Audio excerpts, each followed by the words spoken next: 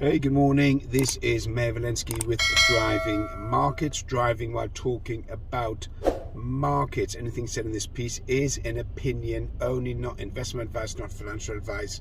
And therefore, just give you a quick recap of what's going on in the market and give some information. Let's kick off. So yesterday, inflation in the US, the CPI, the Consumer Price Index, came in higher than expected. Initially, there was a massive sell-off in equity markets, and then the markets rallied and the finished mix. The Dow was down, the Nasdaq was up, S&P was down. Bitcoin had a good day yesterday. The cryptos had a good day. They went up yesterday after being sleepy for 48 hours. Okay, so let's just dig a bit deeper. So as I said in the previous publications, the previous broadcasts, I've said that inflation is going to tick up, and that was borne out yesterday in the numbers, and it's going to continue ticking up. Now, what's interesting is that the equity markets are not discounting or not paying attention to any bad news. So it's as if they honestly believe that inflation is under control, and therefore there's no reason to panic and no reason to sell off.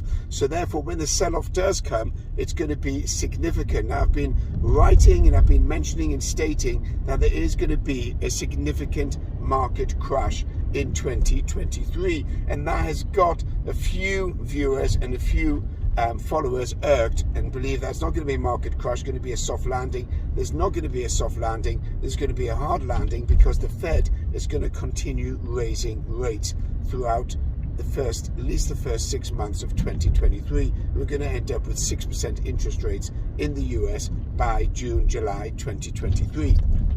That's, of course, my forecast, and that's my opinion. Now, looking a bit into what happened actually yesterday, Tesla was the best performer, shot up, because it looks like they're going to be opening in a factory in Mexico, which is going to make their profits even more significant when it comes to their corporate earnings. And if they are successful in opening up in Mexico, then effectively they're going to control South America, okay, for delivery there. So that was a good one for Tesla, even though I've been calling it down to 140 because I think it's been overbought. I still think it's overbought at these levels, which is very, very interesting. Now, gold also has come off quite a lot. Rose yesterday slightly as the inflation numbers came out, and the question is gold going to rally back above the 2000 level? So I do believe that it is at the moment it's hovering around the 1850, 1860 level. Not too sure where that one's going. As regards to the US 10-year Treasury, ticked up yesterday in anticipation of higher interest rates in the US. So the 10-year Treasury was up. The dollar was strong against the yen, but weak against the pound and the euro, or conversely, the pound and the euro were strong against the dollar yesterday.